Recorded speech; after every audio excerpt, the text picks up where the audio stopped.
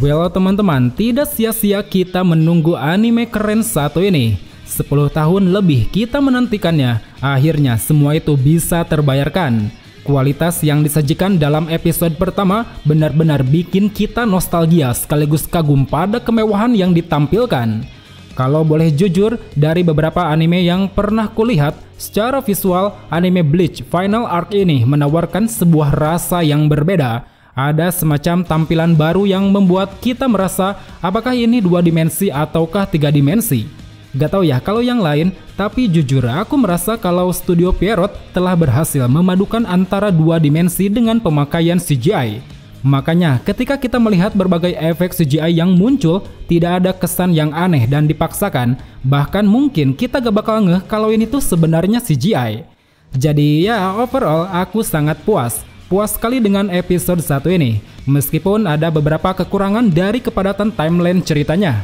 Tapi it's okay, soalnya di episode ini kita juga disajikan pada sebuah kemasan yang setidaknya memiliki beragam rasa. Ada momen yang mengerikan, momen yang menegangkan, momen yang berbau komedi, sampai momen yang bisa bikin kita goosebump. Semua itu bisa kita rasakan di satu episode ini. Jadi buat teman-teman yang belum nonton, mending nonton deh. Menurutku ini tuh udah kayak serial movie. Mau itu visual, audio, musik, sound effect, kualitasnya sangat terjaga dan bukan kaleng-kaleng. Ya hampir mirip lah seperti movie Kimetsu no Yaiba. Cuman kan mereka menang di movement kameranya saja. Kalau Bleach itu dia menang secara visual yang super detail dan begitu mewah. Dan by the way, kalian bisa nonton kelanjutan serial anime Bleach ini di beberapa platform yang tersedia, seperti Video, Ikiyi, B-Station, dan lain sebagainya. Untuk jadwal perilisannya, setiap hari Senin jam setengah 12 malam. Sengaja tidak di jadwal prime time karena memang Final Arc ini banyak menyajikan cerita yang sangat brutal. Ada banyak pertempuran, percikan darah di mana-mana, banyak yang buntung, banyak yang bolong, intinya sengaja biar gak ada sensor. Sesuai dengan tema yang diangkat, yaitu Perang Berdarah 1000 tahun. Dan kabarnya saking hype-nya anime lawas yang telah comeback ini, episode pertama telah menjadi trending topik yang ramai diperbincangkan banyak orang. Bahkan sekelas Mal yang ranking satunya selalu ditempati Full Metal Alchemist, sekarang sudah digeser oleh anime Bleach yang baru bermodalkan 1 episode saja. Jadi gak heran comebacknya salah satu Big 3 shonen ini seolah menjadi titik pembalik bagi dunia anime dengan menawarkan sebuah tampilan yang fresh dan menggelegar. Oke teman-teman, untuk mempersingkat waktu, mari kita langsung saja masuk ke dalam pembahasan breakdown anime Bleach Arc Thousand Year Blood War episode pertama.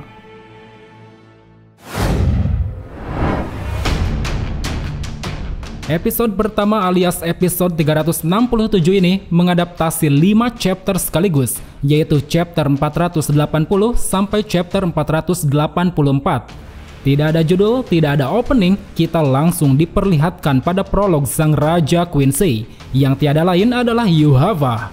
Seperti yang sebelumnya diperlihatkan di dalam trailer pertama, di sana Yuhava tengah menceritakan sebuah petuah legenda tentang kebangkitan sang Raja Quincy. Selanjutnya ada scene yang memperlihatkan kondisi di Institut Penelitian dan Pengembangan Shinigami. Mereka tengah disibukkan pada musnahnya ratusan hollow di dunia manusia. Ini adalah panel pertama di chapter 480 yang memang menjadi awal mula diperlihatkannya denah ruang monitor divisi 12. Bisa kita lihat di animenya saat ini dengan latar backgroundnya yang super detail, kita bisa merasakan betapa keren dan luasnya tempat ini. Belum lagi perihal warna, perpaduan warna merah dan biru di sini seolah merujuk pada logo serial Bleach itu sendiri. Nah saat itu dalam situasi yang tampak kacau di ruang monitor, sebagai kapten divisi 12, Mayuri bersama Akon selaku bangku ketiga langsung menghampiri monitor yang menunjukkan lokasi di mana musnahnya para hollow. Sambil menunjukkan wajah serta penampilannya yang baru, saat itu Mayuri menyebut bahwa dirinya sudah tahu siapa pelaku di balik pemusnahan hollow tersebut. Kemudian scene selanjutnya, ini dia kota Karakura, kota di mana sang karakter utama yaitu Ichigo tinggal. Di suasana malam yang mencekam saat itu, muncul seorang Quincy yang menebarkan benih-benih pemicu hollow. Tidak begitu jelas penampakannya, tapi nantinya kita bisa menebak siapa dia sebenarnya. Kemudian tak lama setelah itu, muncul 3 orang Shinigami yang berasal dari pasukan divisi 13. sebuah divisi yang memang memiliki wilayah yurisdiksi di kota Karakura.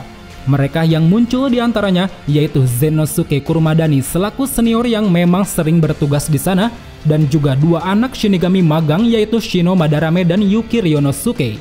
Ini kali pertama bagi Shino dan Yuki debut di anime Bleach. Shino diperlihatkan sebagai seseorang yang sangat keras, kasar, dan pemberani, sementara Yuki diperlihatkan sebagai seseorang yang sangat penakut, pemalu, dan tidak begitu percaya diri. Sebenarnya sebelum kedatangan mereka ke sana, ada satu scene yang dihilangkan dari manga, yaitu momen di mana Shino dan Yuki bertengkar di Soul Society. Tapi itu tidak jadi masalah mengingat tidak ada poin penting yang disampaikan, kecuali tentang lelucon ketika Yuki mengatakan bahwa Shino tidak memiliki dada yang bisa dibanggakan. Oke, kembali pada apa yang saat ini mereka lakukan di kota Karakura. Setelah Shino dan Yuki diberikan tugas oleh Kurumadani untuk berpatroli, mereka berdua pun mulai berpencar agar bisa menyelesaikan tugas dengan cepat. Dan di tengah patrolinya itu, Yuki tiba-tiba dikejutkan oleh sebuah hollow besar. Bisa kita lihat, hollow ini memiliki penampilan dan kesan yang sangat berbeda dengan anime sebelumnya. Terlihat sangat besar dan menyeramkan, seperti halnya monster mengerikan pada umumnya. Nah, saat itu dikarenakan Yuki adalah seorang penakut, dia pun langsung kabur menjauhi hollow dan segera menghubungi Shino. Namun sialnya, ketika sampai di atap gedung, Yuki malah menemukan Shino yang telah dihajar habis oleh segerombolan hollow besar. Dia pun mendapat serangan dari para hollow di sana sampai-sampai mengeluarkan darah yang sangat kental. Pada saat Yuki sekarat dan tidak bisa berbuat apa-apa, kemudian muncullah para karakter utama kota Karakura. Mereka adalah Kurosaki Ichigo, Uryu Ishida, Inoue Orihime, dan Yasu Torasado. Dari sana Ghost Bump pun dimulai. Dengan diiringi musik khas dari Bleach, pertarungan epik antara kelompok Ichigo dan gerombolan hollow pun terjadi. Inoue Orihime dengan teknik Shiten Koshun, Yasu Torasado dengan teknik Brazo Izquierda del Diablo, Uryu Ishida dengan teknik Lee Regen, dan juga Kurosaki Ichigo dengan teknik Getsuga Tensho. Ada 4 hal yang menarik di sini, yaitu pertama, Shiten Koshun milik Orihime kini memiliki efek 3 dimensi yang membuatnya tidak flat lagi. Kedua, panah Reishi milik Ishida yang kini memiliki tekstur bercahaya. Ketiga, pancaran Reiatsu yang dipancarkan Ichigo saat ini memiliki warna kuning sesuai dengan keterangan di manganya. Dan yang keempat, yaitu Getsuga Tensho dalam mode Bankai saat ini tidak lagi berwarna hitam kemerahan, melainkan berwarna hitam keputihan mirip seperti teknik Mugetsu. Kemudian 2 hari setelahnya, dari sini scene tidak ada yang berubah sesuai dengan alur manganya. Cuman ada yang tidak ditampilkan, yaitu ketika Hiyori dan Lisa selesai berendam di pemandian air panas. Selebihnya sesuai dengan manga, seperti berkumpulnya Ichigo dan kawan-kawan di rumahnya, Yuki yang kaget melihat tubuh Gigai selepas pingsan selama 2 hari, dan tentunya kemunculan seseorang yang mengenakan topeng hollow bernama Azuero Ebon, seorang Quincy yang sebelumnya muncul di kota Karakura. Merasa terganggu dengan kehadiran orang yang tak dikenal, tanpa banyak bicara, Ichigo langsung menendang Ebon sampai terlempar keluar. Untuk mengetahui siapa sebenarnya Ebon, Ichigo kemudian berubah menjadi Shinigami dan pergi seorang diri. Sesampainya di sana, ketika Ichigo mengira bahwa Ebon adalah seorang Arrancar, Ebon tiba-tiba menunjukkan kekesalan seolah tidak terima. Dia pun langsung menunjukkan Liontin Quincy pada Ichigo dan mulai mengeluarkan senjata panah besar yang berasal dari Liontinnya. Scene kemudian beralih ke dalam Soul Society, tepatnya wilayah Rukongai distrik barat 63 Sabitsura. Saat itu Ikkaku dan Yumichika selaku bangku ketiga dan keempat divisi 11 tengah menyelidiki kasus hilangnya warga di sana. Berdasarkan bukti yang didapat, yaitu adanya jejak kaki yang berkumpul di satu titik, membuat mereka pun menyimpulkan bahwa pelakunya bukanlah hollow, melainkan orang dalam atau warga Rukongai sendiri. Dan setelahnya kita pun tiba-tiba ditunjukkan pada Mayuri yang tengah menatap monitor. Ini sebenarnya tidak ada di dalam manga, tapi mungkin saja ini adalah salah satu easter egg pada kasus tersebut. Next kita berpindah ke tempat ruangan sang komandan Yamamoto. Ada satu hal yang membuatku menarik di awal scene ini, yaitu akhirnya kita bisa mengkonfirmasi mengenai warna dari kemampuan Bankai Chojiro Sasakibe. Dan ternyata itu sesuai dengan yang ada di game BBS, yaitu berwarna kuning. Kemudian beberapa detik setelahnya terdengar seorang pasukan ingin melapor pada Yamamoto. Namun ketika Yamamoto menoleh, pasukan tersebut telah dipenggal oleh sekelompok berjubah yang mengatasnamakan Vandenreich. Mereka mengatakan bahwa keamanan di sini terlalu longgar, mereka bisa menerobos masuk ke dalam dengan mudah.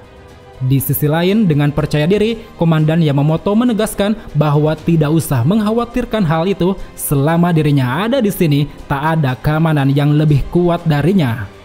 Namun pada saat itu, tiba-tiba saja sebuah panah reishi besar muncul menghujam deras wakilnya yaitu Sasakibe. Dia tampaknya telah dikalahkan oleh seseorang sampai-sampai membuatnya sekarat.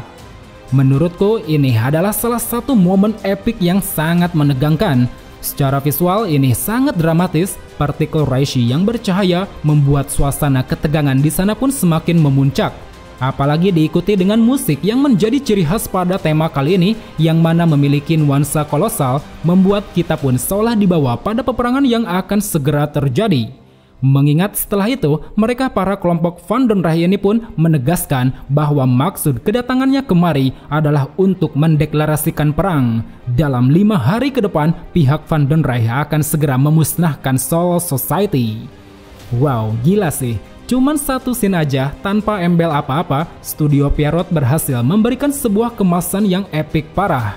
Dan dari semua shot yang ada sejauh ini, shot inilah yang paling aku favoritkan. Mereka bisa menempatkan teknik mirroring atau reflection pada momen yang tepat, sehingga membuat kita pun langsung terbawa pada emosi yang dibangun. Next, Yamamoto yang melihat wakilnya tengah tak berdaya, lewat teknik kecepatan Shunpo-nya, dia kemudian langsung menghancurkan panah reishi dan menangkap tubuh Sasakibe. Sementara itu, sambil mengeluarkan teknik bayangan, pihak Vandenreich menyuruh Yamamoto untuk tidak usah menanyakan perihal siapa mereka sebenarnya, karena mereka yakin kalau Yamamoto pasti tahu siapa mereka ini. Yamamoto yang tak ingin membiarkan mereka kabur, dengan kemarahannya yang meluap, dia pun langsung melancarkan serangan api Ryujin Jaka. Namun sayangnya, hal itu tidak berhasil mencegah. Mereka semua telah pergi dan menghilang lewat teknik shadow yang mereka gunakan. Ada satu lagi yang kusuka di sini, yaitu mengenai teknik shadow yang digunakan oleh kelompok Vandenreich. Selain tampilan tekniknya yang simple dan unik, sound effect yang digunakan benar-benar terasa unik dan cukup menyeramkan. Mungkin rasanya itu seperti sound effect yang sering muncul di film-film Marvel. Ada zet-zetnya gitulah. Oke, sekarang kita berpindah kembali ke kota Karakura, di mana Ichigo tengah bertarung melawan Ebern. Di sana merasa ada yang aneh pada Ebern yang dari tadi terus memancing amarahnya. Ichigo pun berniat akan segera melepaskan Bankai. Dari sini, scene pun dibuat cut to cut dengan keadaan yang terjadi pada Yamamoto dan Sasakibe. Di sana dengan keadaan tubuhnya yang sekarat, Sasakibe berusaha melaporkan sesuatu yang menurutnya sangat penting. Ya, kita tahulah itu adalah mengenai pencurian Bankai. Dan ternyata benar, ketika Ichigo melepaskan Bankai, Ebern langsung menunjukkan wajah mupengnya. Dia langsung mengeluarkan sebuah medali Quincy diikuti dengan sebuah pelafalan mantra bahasa Jerman. Akan tetapi, tanpa diduga, Ichigo rupanya berhasil mematahkan efek medali tersebut. Dia pun langsung melayangkan serangan Getsuga Tensho yang mana menghasilkan satu ledakan dahsyat. Ebern yang begitu kecewa karena Bankai Ichigo tak bisa dia curi, dia pun segera pergi melarikan diri menggunakan teknik shadow. Dan setelah itu, akhirnya kita diperlihatkan pada bangunan besar di mana kelompok Vandenreich bermarkas. Tapi sebelumnya ada hal yang di-reveal di sini, yaitu mengenai lokasi di mana markas itu berada. Melalui celah bayangan, kita bisa sedikit mengerti dan merasakan bahwa markas mereka berada jauh di dalam dimensi lain. Ini sangatlah membantu, soalnya di dalam manga awalnya kita tidak pernah tahu di mana lokasi mereka sebenarnya. Kemudian di dalam markas Vandenreich, kita pun ditunjukkan pada kedatangan 7 orang berjubah yang sebelumnya mendeklarasikan perang. Di sana juga terdapat Ebern yang tengah menunduk seolah memberi hormat pada seseorang. Salah satu dari 7 orang berjubah yaitu Luders menganggap bahwa Ebern sedang membungkuk dan menghormatinya.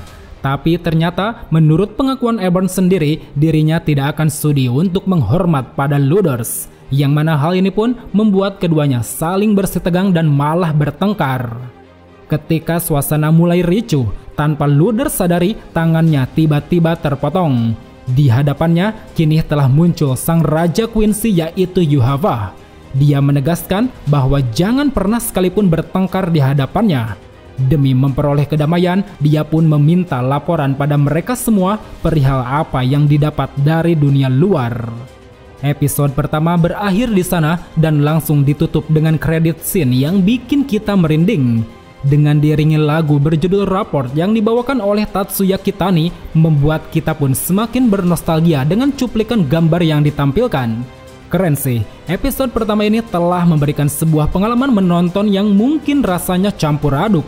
Dari yang awalnya kita dibikin tegang, antusias, kagum, merinding, dan ditutup dengan perasaan yang nostalgia.